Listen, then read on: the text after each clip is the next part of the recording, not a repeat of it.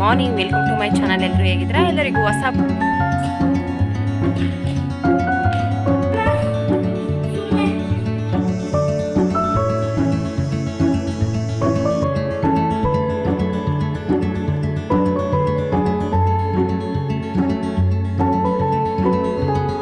ಸಲ ಬೋರ್ ಆಗುತ್ತೆ. ಇಷ್ಟೆಲ್ಲ ಕೆಲಸ ನಾವು ಮಾಡ್ಬೇಕಂತ ಅನ್ಸುತ್ತೆ. ನನಗೂ ತುಂಬಾ ಸಲ ಹಂಗ ಅನ್ಸುತ್ತೆ. ಎತ್ತಾಗ್ತಾಳೆ ಅಕ್ಕನ್ನ.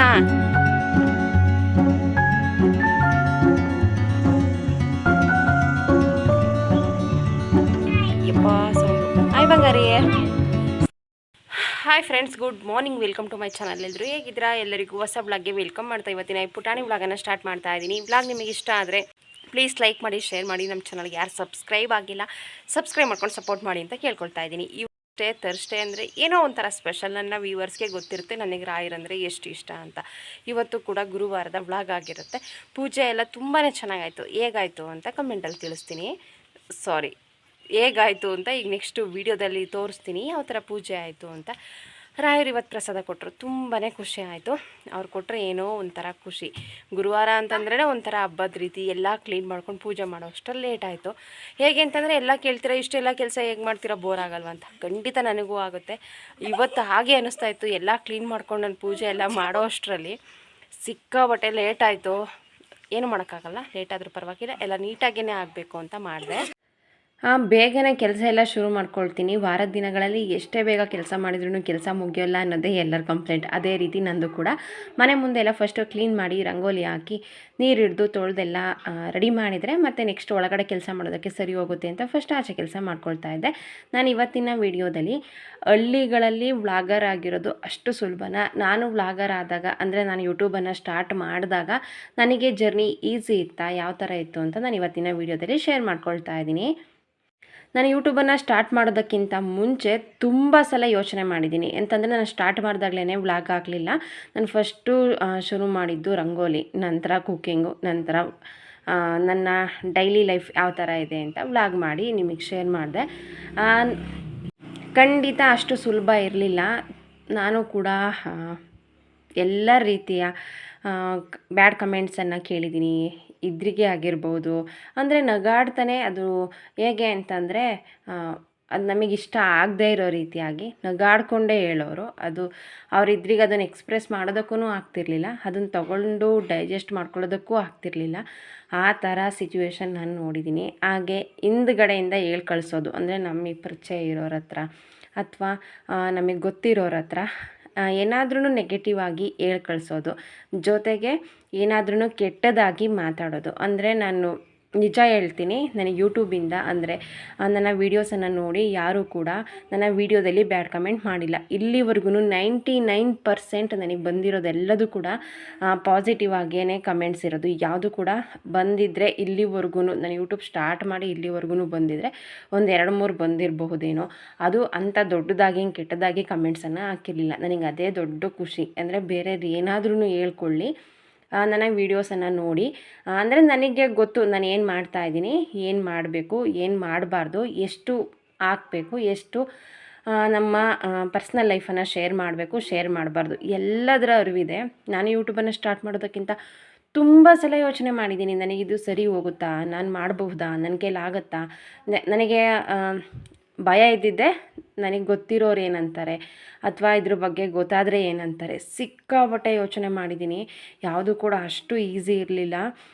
ನನಗೂ ಕೂಡ ತುಂಬ ಬೇಜಾರಾಗೋದು. ಏನಾದ್ರೂ ನಗಾಡ್ತಾನೆ ಪಾಸ್ ಮಾಡೋರು, ಕಮೆಂಟ್ಸ್ ಪಾಸ್ ಮಾಡೋರು. ಅದು ನನಗೆ ಸಿಕ್ಕಾಪಟ್ಟೆ ಹರ್ಟ್ ಆಗೋದು, ನೋವಾಗೋದು. ಕೊನೆಗೊಂದಿನ ಹೇಗಾಗ್ಬಿಟ್ಟಿತ್ತು ಅಂತಂದರೆ, ಎಲ್ಲರ ಆಸೆ ಇರೋದೆ ಒಳ್ಳೆ ವ್ಯೂಸ್ ಬರಬೇಕು, ಸಬ್ಸ್ಕ್ರೈಬರ್ಸ್ ಜಾಸ್ತಿ ಆಗಬೇಕು, ಒಳ್ಳೆ ವ್ಯೂಸ್ ಬರಬೇಕು. ಸ್ಟಾರ್ಟಿಂಗ್ ಮಾಡಿದಾಗ ಈ ಥರ ಇರಲಿಲ್ಲ. ನಾನು ಫಸ್ಟು ನನಗೆ ತಮ್ನೈಲ್ ಅಂದರೆ ಏನು ಅಂತಲೇ ಗೊತ್ತಿರಲಿಲ್ಲ. ಟೈಟಲ್ ಹೇಗೆ ಹಾಕಬೇಕು ಗೊತ್ತಿಲ್ಲ, ಯಾವುದ್ರಲ್ಲಿ ಎಡಿಟ್ ಮಾಡಬೇಕು ಗೊತ್ತಿಲ್ಲ. ಕೇಳಿದರೆ ನಗ್ತೀರಾ ನೀವು, ನಿಜ ಹೇಳ್ತೀನಿ. ನನಗೆ ತಮ್ನೈಲ್ ಅಂದರೆ ಏನು, ಹೇಗೆ ಹಾಕೋದು, ಹೇಗೆ ಮಾಡೋದು, ಎಡಿಟ್ ಮಾಡೋದು, ಟೈಟಲ್ ಹಾಕೋದು, ಯಾವುದು ಅಂದರೆ ಯಾವುದೂ ಗೊತ್ತಿರಲಿಲ್ಲ. ಝೀರೋ ಮೈಂಡ್ ಸೆಟ್ಟಲ್ಲೇ ನಾನು ಕೂಡ ಸ್ಟಾರ್ಟ್ ಮಾಡಿದ್ದು. ಇದಕ್ಕೆ ಕಾರಣ ಸ್ಟಾರ್ಟ್ ಮಾಡೋದಕ್ಕೆ ನನ್ನ ಅಕ್ಕನೇ. ಫಸ್ಟು ಅವ್ರು ಹೇಳಿದ್ದೆ ನಮ್ಮ ಅಕ್ಕ. ಅದರಿಂದನೇ ನಾನು ಸ್ಟಾರ್ಟ್ ಮಾಡಿದ್ದೆ. ನಂಗೆ ಪ್ರತಿ ಸಲ ಹೇಳ್ತಿದ್ದೆ, ನನಗೆ ಮನೇಲಿದ್ದು ಬೋರ್ ಆಗ್ತಾಯಿದೆ, ಅಂದರೆ ನಾನು ಏನಾದ್ರೂ ಕೆಲಸ ಮಾಡಬೇಕು ಅಂತ ಅನ್ನಿಸ್ತಾ ಇದೆ, ಬಟ್ ಹೋಗೋದಕ್ಕಾಗ್ತಾಯಿಲ್ಲ, ಏನು ಮಾಡೋದು ಈ ಥರ ಕೇಳಿದಾಗ ನನಗೆ ಇದನ್ನು ಸಜೆಸ್ಟ್ ಮಾಡಿದ್ದೆ ನಮ್ಮ ಅಕ್ಕ. ಅದರಿಂದನೇ ನಾನು ಯೂಟ್ಯೂಬನ್ನು ಸ್ಟಾರ್ಟ್ ಮಾಡಿದ್ದು. ನಾನು ಇವಾಗೇನು ನಿಮ್ಮ ಪ್ರೀತಿ ನಾನೇನು ತೊಗೊಳ್ತಾ ಇದ್ದೀನಿ ಇದು ನನ್ನ ಅಕ್ಕನಿಂದ ಸಿಕ್ಕಿರೋದು, ಹಾಗೆ ನಿಮ್ಮಿಂದ ಸಿಕ್ಕಿರೋದು. ಇಬ್ಬರಿಗೂ ಕೂಡ ಥ್ಯಾಂಕ್ಸ್ ಹೇಳ್ತೀನಿ. ಫಸ್ಟು ರಂಗೋಲಿಯನ್ನು ಸ್ಟಾರ್ಟ್ ಮಾಡಿದೆ. ಅಂದರೆ ಬುಕ್ಸಲ್ಲೇ ರಂಗೋಲಿ ಬರೆದು ಅದನ್ನು ಎಡಿಟ್ ಮಾಡಿ ಅಪ್ಲೋಡ್ ಮಾಡ್ತಾಯಿದ್ದೆ. ಆ ಥರ ನನಗೇನು ಒಳ್ಳೊಳ್ಳೆ ರೆಸ್ಪಾನ್ಸ್ ಸಿಗಲಿಲ್ಲ. ನಾನು ಲಡ್ಡುಗೆ 3 ಮಂತ್ಸ್ ಇದ್ದಾಗೇನೋ ನಾನು ಶುರು ಮಾಡಿದ್ದು. ಇವಾಗ ಅವಳಿಗೆ 5 ವರ್ಷ ಆಗ್ತಾ ಬರ್ತಾ ಇದೆ. 4 ವರ್ಷದ ಮೇಲಾಯಿತು ನನ್ನ ಯೂಟ್ಯೂಬ್ ಜರ್ನಿ. ಹಾಗೆ ಸ್ಟಾರ್ಟ್ ಮಾಡಿದೆ, ತುಂಬ ದಿನ ಅಪ್ಲೋಡ್ ಮಾಡಿದೆ. ನನಗೆ ಮ್ಯೂಸಿಕ್ ಹಾಕೋದಕ್ಕೂ ಭಯ, ಕಾಪಿರೈಟ್ ಕ್ಲೈಮ್ ಬಂದರೆ ಏನು ಮಾಡೋದು ಅಂತ. ಹಾಗೆ ಹೇಗೋ ಎಡಿಟ್ ಮಾಡಿ ಹಾಕೋದನ್ನು ಕಲಿತೆ. ನೆಕ್ಸ್ಟು ಕುಕ್ಕಿಂಗ್ ಮಾಡಿದೆ. ಅದು ರಂಗೋಲಿ ನನಗೇನು ಕೈ ಹಿಡಿಲಿಲ್ಲ. ಹಾಗಾಗಿ ನೆಕ್ಸ್ಟ್ ಕುಕ್ಕಿಂಗ್ ಆದ್ರೂ ಮಾಡಿ ಹಾಕೋಣ ಅಂತ ಅಂದ್ಕೊಂಡು ಮಾಡಿದೆ. ಅದರಲ್ಲೂ ಕೂಡ ನಾನು ಅಂದ್ಕೊಂಡಿರೋ ರೀತಿಯಾಗಿ ಸಕ್ಸಸ್ ಸಿಕ್ಕಿಲ್ಲ. ಇಷ್ಟೆಲ್ಲ ಮಾಡಿರೋದ್ರಿಂದ ಏನಾಗಿದೆ ಅಂತಂದರೆ ನನಗೆ ಒಂಥರ ಹೋಮ್ವರ್ಕ್ ಆದಂಗೆ ಆಯಿತು. ಅಂತಂದರೆ ಎಡಿಟ್ ಯಾವ ಥರ ಮಾಡೋದು, ವಾಯ್ಸ್ ಓವರ್ ಯಾವ ಥರ ಕೊಡೋದು, 3 ನಿಮಿಷ 4 ನಿಮಿಷ ಏನಾದ್ರೂ ಯಾವುದಾದ್ರೂ ರೆಸಿಪಿಗೆ ವಾಯ್ಸ್ ಓವರ್ ಕೊಡಬೇಕು ಅಂತ ಇದ್ದರೆ ನೀವು ನಂಬ್ತಿರೋ ಇಲ್ವೋ ಗೊತ್ತಿಲ್ಲ, 45 ನಿಮಿಷ 1 ಗಂಟೆ ಎಲ್ಲ ತೊಗೊಂಡಿದ್ದೀನಿ. ಅಂದರೆ ಹೇಗೆ ಮಾತಾಡೋದು ಗೊತ್ತಿಲ್ಲ, ಹೇಗೆ ಹೇಳೋದು ಗೊತ್ತಿಲ್ಲ. 3 ನಿಮಿಷದ ವೀಡಿಯೋಗೆ 1 ಗಂಟೆ ವಾಯ್ಸ್ ಓವರ್ ಕೊಡೋದು ಅಂದರೆ ನಂಬ್ತೀರಾ ನೀವು? ಅಷ್ಟು ಕಷ್ಟಪಟ್ಟಿದ್ದೀನಿ. ಅಂದರೆ ಹೇಗೆ ಸ್ಟಾರ್ಟ್ ಮಾಡಬೇಕು ಅಂತ ನಿಜ ಗೊತ್ತಿಲ್ಲ, ಹೇಗೆ ಮಾತಾಡಬೇಕೋ ಗೊತ್ತಿಲ್ಲ.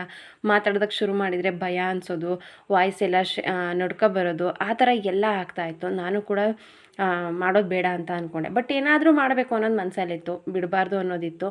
ಹಾಗೆ ಇಷ್ಟೆಲ್ಲ ನಾನು ಸಹಿಸ್ಕೊಂಡು ಮಾಡಿದ್ದೀನಿ. ನೆಕ್ಸ್ಟು ನನಗೆ ಬಂದಿದ್ದೇನೆ ಬ್ಯಾಡ್ ಕಮೆಂಟ್ಸ್. ನನ್ನ ಹತ್ರದವರೇ ತುಂಬ ಕೆಟ್ಟದಾಗಿ ಮಾತಾಡೋರು. ಅಂದರೆ ಅವ್ರು ಬೇಜಾರಾದಾಗ ಅವ್ರ ವೀಡಿಯೋಸನ್ನು ನೋಡ್ತಾರೆ. ಯಾವ ರೆಸಿಪಿ ಬೇಕು ಗೊತ್ತಿಲ್ಲ ಅಂತಂದರೆ ವೀಡಿಯೋಸ್ ನೋಡಿ ತಿಳ್ಕೊಳ್ತಾರೆ, ರೀಲ್ಸ್ ನೋಡ್ತಾರೆ. ಬೇಜಾರಾದಾಗ ವ್ಲಾಗ್ಸ್ ನೋಡ್ತಾರೆ. ಅಂದರೆ ಬೇರೆಯವ್ರು ಮಾಡ್ಬೋದು, ಅವ್ರಿಗೆ ಗೊತ್ತಿರೋರು ಮಾಡಬಾರ್ದು, ಗೊತ್ತಿರೋರು ಬೆಳಿಬಾರ್ದು. ತುಂಬ ಕೆಟ್ಟದಾಗಿ ಮಾತಾಡಿದ್ದಾರೆ. ಇದೆಲ್ಲ ಬೇಕಾ, ಇದೆಲ್ಲ ಬಿಟ್ಟುಬಿಡು, ನಿನಗೆ ಯಾಕೆ ಬೇಕು, ನಮ್ಮಂಥವ್ರಿಗಲ್ಲ, ಏನಕ್ಕೆ ಮಾಡಬೇಕು ಇದನ್ನೆಲ್ಲ, ಇದನ್ನು ಮಾಡಿದರೆ ಏನು ಸಿಗುತ್ತೆ, ಇದನ್ನೂ ಮಾಡ್ತಾರಾ, ಇದನ್ನೂ ಮಾಡಬೇಕಾ ಅಂತೆಲ್ಲ ಹೇಳಿದ್ದಾರೆ. ಇಷ್ಟೇ ಅಲ್ಲ, ಹರ್ಟ್ ಆಗೋ ಥರ ಮಾಡಿದ್ದಾರೆ. ತುಂಬ ಕೆಟ್ಟದಾಗಿ ಮಾತಾಡಿದರು. ಹೇಗೆ ಅಂತಂದರೆ ಮಾಡೋದೇ ಬೇಡ ಅನ್ನೋ ಮಟ್ಟಿಗೆ ಬೇಜಾರಾಗೋ ಥರ ಮಾಡಿದರು. ನಾನು ಕೂಡ ಡಿಸೈಡ್ ಮಾಡಿದೆ.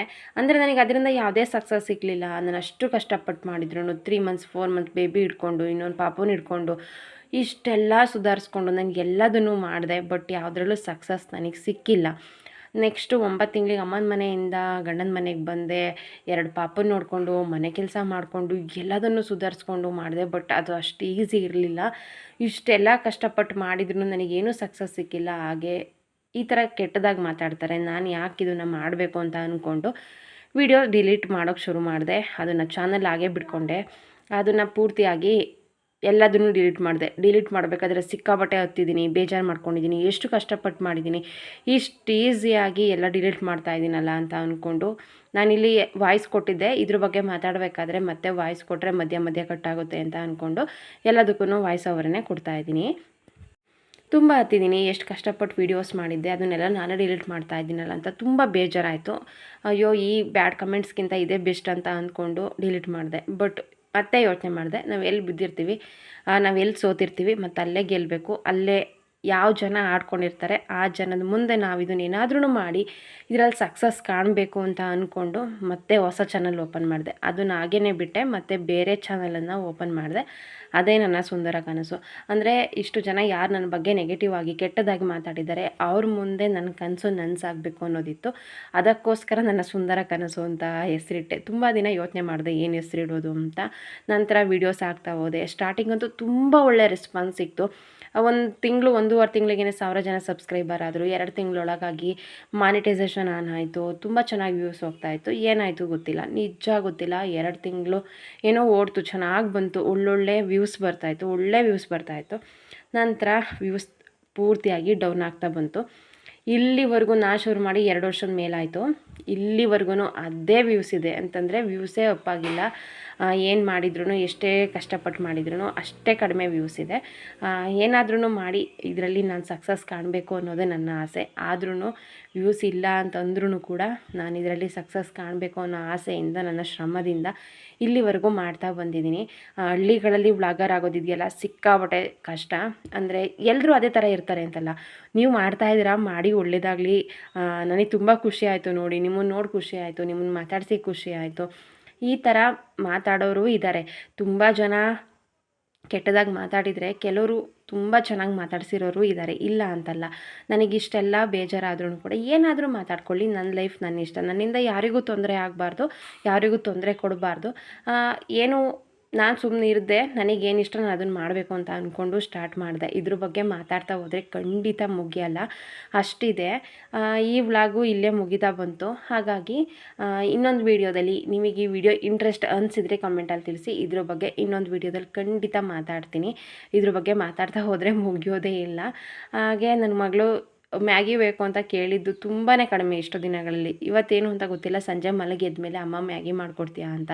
ಹಾಗಾಗಿ ಅವಳಿಗೋಸ್ಕರ ಮ್ಯಾಗಿ ಮಾಡ್ತಾಯಿದ್ದೆ. ಅಂದರೆ ಈ ಥರ ಎಲ್ಲ ತಿನ್ನೋದು ತುಂಬಾ ಕಡಿಮೆ, ಬಟ್ ಯಾಕೋ ಗೊತ್ತಿಲ್ಲ ಕೇಳಿದ್ಲು, ಹಾಗಾಗಿ ಅವಳಿಗೋಸ್ಕರ ಮಾಡಿಕೊಡ್ತಾಯಿದ್ದೆ. ಇದಾಗಿತ್ತು ಇವತ್ತಿನ ವಿಡಿಯೋ. ನಿಮಗೆ ಇಷ್ಟ ಆಗಿದೆ ಅಂತ ಭಾವಿಸಿದ್ದೀನಿ. ಏನು ಅನ್ನಿಸ್ತು ಅಂತ ಕಮೆಂಟಲ್ಲಿ ತಿಳಿಸಿ. ಪಾರ್ಟ್ 2 ಬೇಕು ಅಂತಂದ್ರೂ ಕಮೆಂಟಲ್ಲಿ ತಿಳಿಸಿ. ನೆಕ್ಸ್ಟ್ ವಿಡಿಯೋದಲ್ಲಿ ಶೇರ್ ಮಾಡ್ತೀನಿ. Thank you.